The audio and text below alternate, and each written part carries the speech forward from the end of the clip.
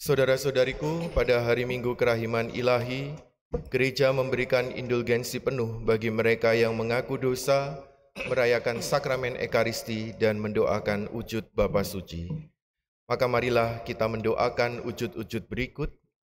Bagi wujud gereja universal, kita berdoa semakin subur dan berkembanglah damai dan budaya non-kekerasan yang dibarengi upaya mengurangi penggunaan senjata, baik oleh negara-negara maupun warganya. Dan bagi wujud gereja kita di Indonesia, semoga kaum muda sadar bahwa keasikannya dengan dunia digital dan fasilitas online bisa membuat mereka terisolasi dalam dunianya sendiri. Semoga mereka dianugerahi keberanian untuk menemukan rasa percaya diri dan kemauan untuk memperluas relasi dan pergaulannya juga di dunia offline. Sebagai ucapan syukur atas ulang tahun Ibu Maria Magdalena Puji Astuti ke-72, dan juga mohon kedamaian kekal bagi arwah Bapak Bernard,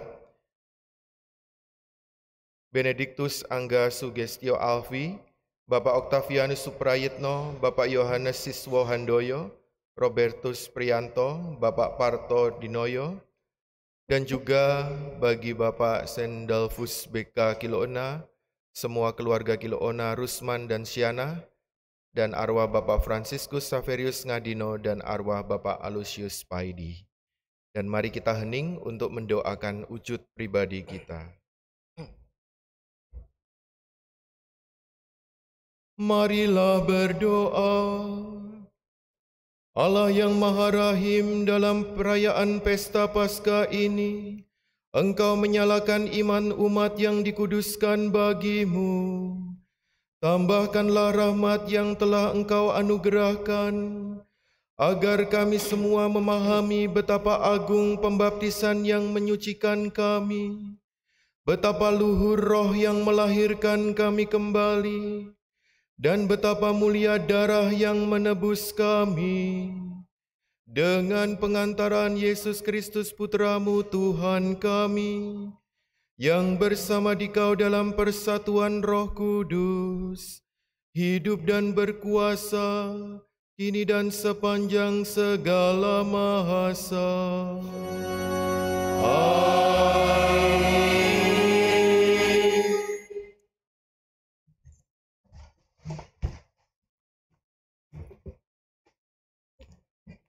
Bacaan dari Kisah Para Rasul.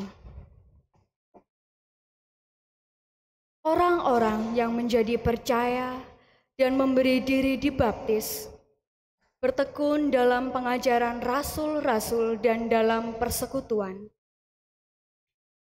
Mereka selalu berkumpul untuk memecahkan roti dan berdoa. Maka ketakutanlah mereka semua, sementara rasul-rasul itu mengadakan banyak mujizat dan tanda. Semua orang yang telah menjadi percaya tetap bersatu, dan segala kepunyaan mereka adalah kepunyaan bersama. Selalu ada dari mereka yang menjual harta miliknya, lalu membagi-bagikannya kepada semua orang sesuai dengan keperluan masing-masing. Dengan bertekun dan sehati, tiap-tiap hari mereka berkumpul di Bait Allah. Mereka memecahkan roti di rumah-rumah jemaat secara bergilir dan makan bersama-sama dengan gembira dan dengan tulus hati sambil memuji Allah. Mereka disukai semua orang, dan tiap-tiap hari Tuhan menambah jumlah mereka dengan orang yang diselamatkan. Demikianlah sabda Tuhan. Syukur kepada Allah.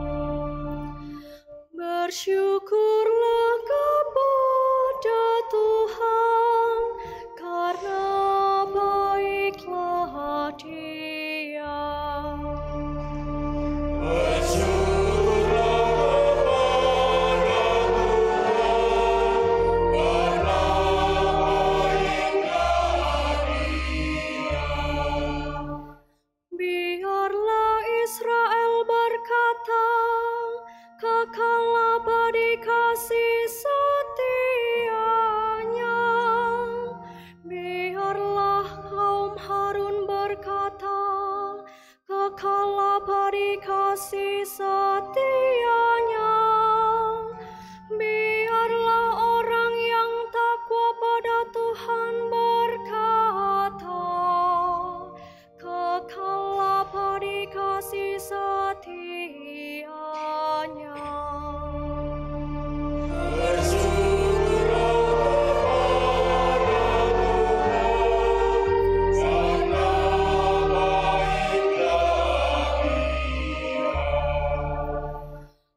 Aku didorong dengan hebat sampai jatuh, tetapi Tuhan menolong aku. Tuhan itu kekuatan dan mazmurku. Ia telah menjadi keselamatanku.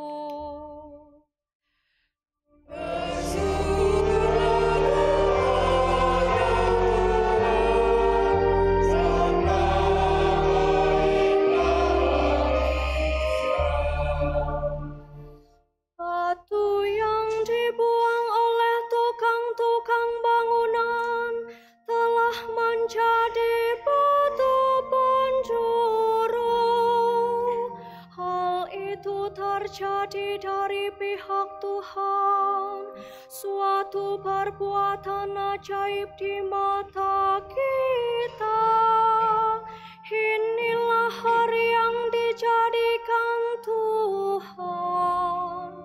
Marilah kita bersorak-sorai dan bersukacita karenanya.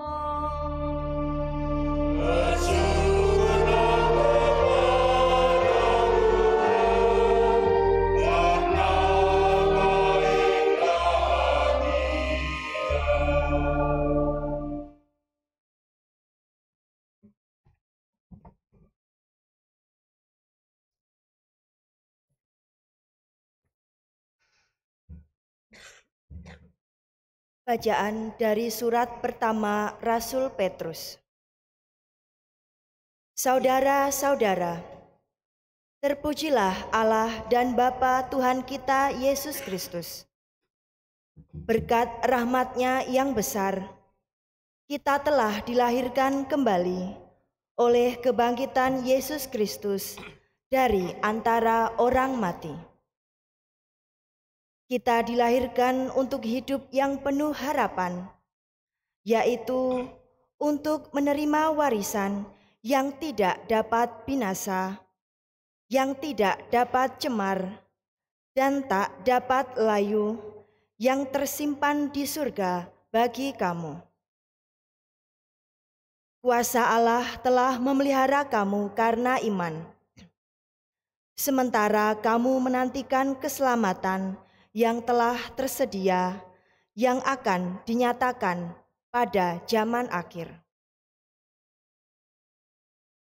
Bergembiralah akan hal itu, sekalipun sekarang ini kamu harus berduka cita sejenak oleh berbagai-bagai pencobaan. Semuanya itu dimaksudkan untuk membuktikan kemurnian imanmu, yang jauh lebih tinggi nilainya daripada emas yang fana, yang diuji kemurniannya dengan api. Dengan demikian, kamu memperoleh puji-pujian, kemuliaan, dan kehormatan pada hari Yesus Kristus menyatakan dirinya. Sekalipun kamu belum pernah melihat Dia, namun kamu mengasihinya. Kamu percaya kepada Dia, sekalipun kamu sekarang tidak melihatnya. Kamu bergembira karena sukacita yang mulia dan tidak terkatakan, karena kamu telah mencapai tujuan imanmu, yaitu keselamatan jiwamu. Demikianlah sabda Tuhan.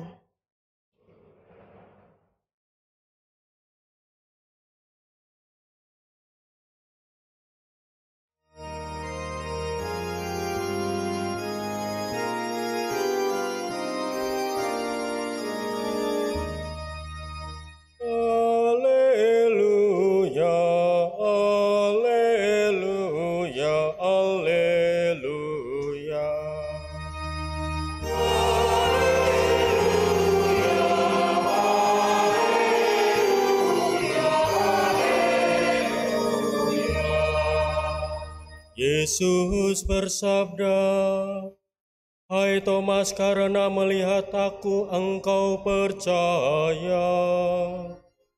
Berbahagialah yang tidak melihat namun percaya."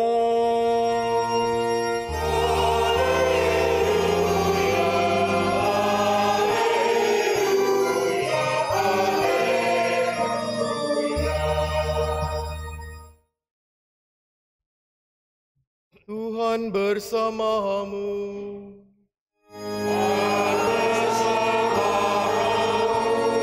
Inilah Injil suci menurut Yohanes.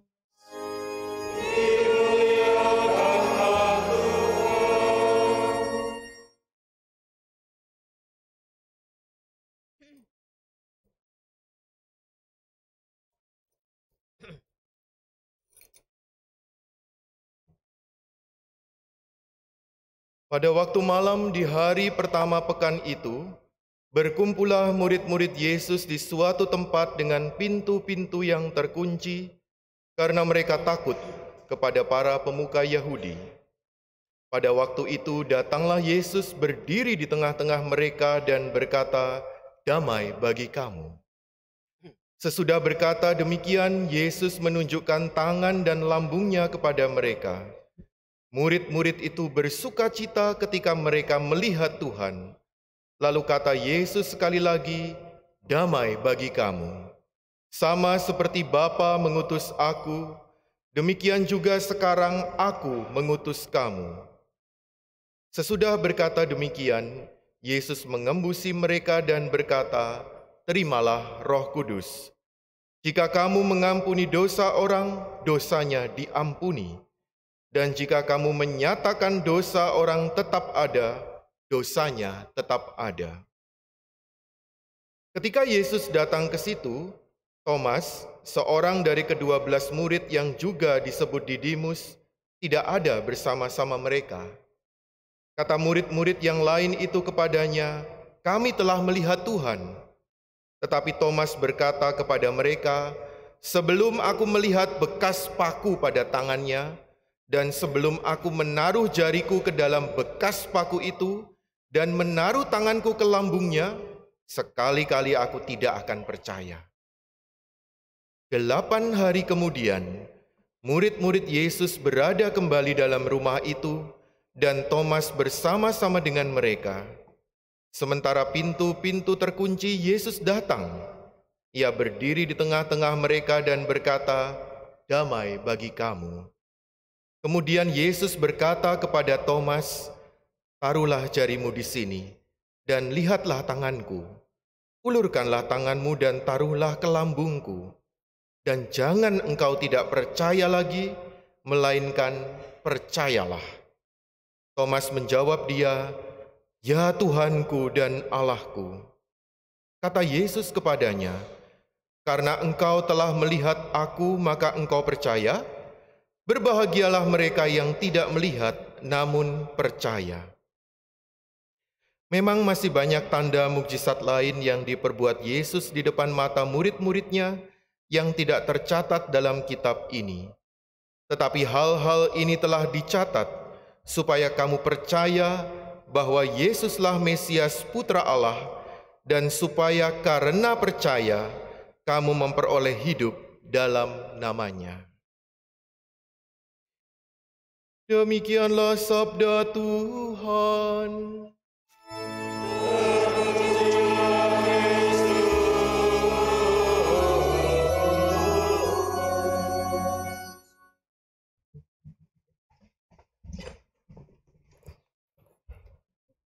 Enak ya jadi Thomas? Enak. Enak jadi murid-murid Yesus. Melihat Tuhan yang bangkit, bisa menjamah. Terus kita bagaimana? Jawabannya mudah, Bapak Ibu Saudara-saudariku.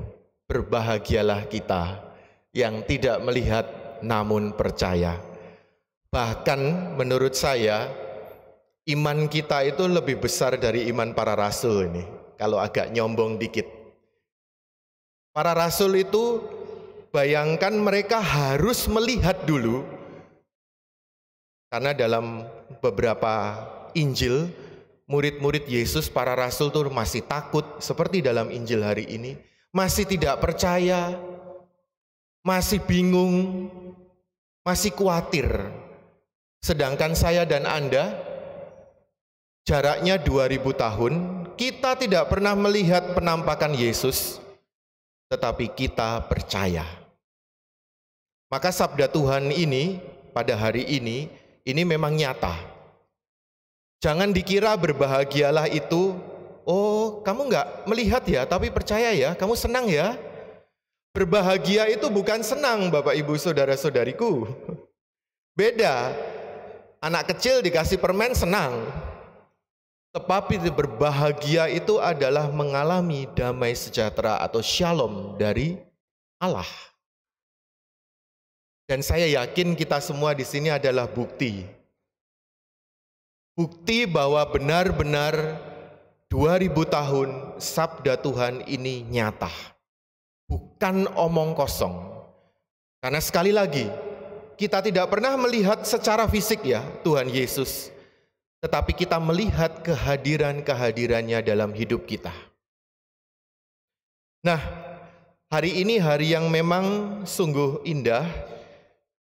Karena tadi dikatakan dalam Injil pada hari yang ke-8. Hari ini hari ke-8 sejak Tuhan Yesus bangkit. Dan langsung menampakkan diri kepada murid-muridnya pekan lalu. Dan hari ini, hari ke-8, Tuhan Yesus menampakkan diri kepada Thomas yang tidak percaya dan mengatakan, berbahagialah mereka yang tidak melihat namun percaya. Dan kita tidak kalah hebatnya dengan para rasul. Tidak kalah imannya dengan murid-murid Yesus 2000 tahun yang lalu. Yang pernah makan, minum, menjamah, mendengar sendiri dengan telinganya. Tetapi kita tidak kalah berbahagia. Ini kalau di gereja Pentekostal saya ajak tepuk tangan ini. Tetapi ini perayaan Ekaristi Gereja Katolik. Nah, berikutnya. Homilinya belum selesai. Lalu kalau sudah percaya bagaimana? Menjadi orang yang percaya atau garis miring menjadi orang Katolik. Syaratnya disebutkan dalam Kisah Para Rasul. Karena apa? Orang yang menjadi percaya dan memberi diri dibaptis melakukan 4 hal. Tidak boleh kurang. Pertama, bertekun dalam pengajaran para rasul. Syarat pertama, percayakah kita akan ajaran gereja? Karena kadang-kadang, loh saya Katolik Romo, tapi saya nggak percaya itu kalau Bunda Maria diangkat ke surga. Ini bukan orang Katolik. Orang yang tidak genep. Iya, karena arti Katolik itu apa? Kalau saya tanya, agamanya apa Katolik? Arti Katolik apa? Percaya pada keseluruhan. Menggantungkan diri pada keutuhan. Kepenuhan. Maka kalau ada orang Katolik tidak percaya satu hal dalam iman gereja, saya nggak mau berdoa di depan patung Bunda Maria. Saya langsung doa kepada Tuhan Yesus kok. Padahal Tuhan Yesus waktu disalib jelas-jelas mengatakan, anak itu ibumu. Kemudian kita sebagai orang Katolik murtad dengan bilang, saya nggak percaya itu ibu saya. Ini yang pertama. Yang kedua, apa Bapak Ibu? Yang kedua adalah persekutuan. Maka kalau menjadi orang Katolik tidak pernah dalam setahun kumpul doa lingkungan, tidak pernah ikut persekutuan doa, tidak ikut komunitas, atau tidak pernah datang kumpul bersama yang lain, ini tanda tanya besar. Orang Katolik yang tidak genap. Apalagi bilang, saya beda dengan yang lain. Yang lain itu kurang. Saya nih merasa diri mendapat urapan Roh Kudus. Dan merasa lebih dan memisahkan diri. Ini tidak genep. Orang yang angkuh dan sombong, ingat dalam kisah tentang dua orang yang berdoa di dalam bait Allah. Orang Farisi dan orang pemungut cukai. Yang dibenarkan justru adalah si pemungut cukai. Karena dia mengatakan doa, kasihanilah aku orang berdosa ini. Dan tidak menganggap saya lebih hebat dari yang lain, saya tidak mau kumpul. Enggak level Romo. Ini orang yang tidak genep. Separuh-separuh. Yang ketiga, yaitu mereka selalu berkumpul untuk memecahkan roti. Yaitu ikut misa. Karena pemecahan roti atau fraksio panis adalah salah satu istilah paling purba dalam gereja Katolik untuk menyebut Ekaristi. Kita tahu dalam Injil Lukas ketika dua orang murid berjalan ke Emmaus, mereka mengenal Yesus di mana? Pemecahan roti. Maka kalau ada orang Katolik mengaku, saya mengaku semua ajaran para rasul, saya hafal baca firman semua, sudah katam 3 kali. Saya ikut persekutuan doa, kurang apa Romo? Seminggu itu saya 6 kali. Misa bubuk di rumah. Itu malah tidak genep lagi itu. Itu 1/2000 mungkin. Udah tinggal partikel udah. Tidak pernah datang untuk menyambut tubuh Kristus.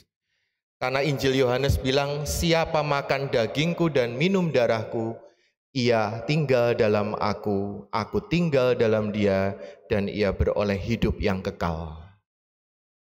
Keempat, Bapak Ibu Saudara-saudariku, yang terakhir, berdoa. Misa sudah, ikut kumpulan arisan, ikut pengajaran iman, katam itu malah mungkin melebihi Romo. Baca kitab suci, baca katekismus gereja Katolik 10 kali, setahun sekali, lengkap. Tidak pernah berdoa pribadi, bagaimana imannya bisa tumbuh, bagaimana relasi dengan Tuhan bisa dekat, untuk mengucap nama Bapa, terima kasih, tidak pernah. Nah, inilah 4 hal yang disampaikan dalam Kisah Para Rasul tentang bagaimana menjadi seorang yang percaya, garis miring, seorang Katolik sejati. Maka Bapak Ibu Saudara-saudariku yang terkasih, berbahagialah kita yang tidak melihat namun percaya. Lah kok Tuhan itu tetap baik ya Bapak Ibu? Ketika dia bilang tidak melihat, dia memberikan sakramennya. Kita bisa melihat loh. Karena nanti Anda menerima tubuh Kristus, Anda melihat, Anda mengecap, makan mengunyah. Terima komuni mengunyah boleh ya? Boleh. Tapi ya mengunyah yang sopan ya. Nanti setelah ini nanti krauk-krauk gitu ya. Enggak. Artinya bahwa yang saya mau bilang, Tuhan Yesus itu tetap baik memberikan tubuh dan darahnya dengan kelihatan. Itu adalah tanda yang paling kelihatan bahwa Tuhan hadir. Hari Minggu Kerahiman Ilahi adalah hari Minggu belas kasih Allah.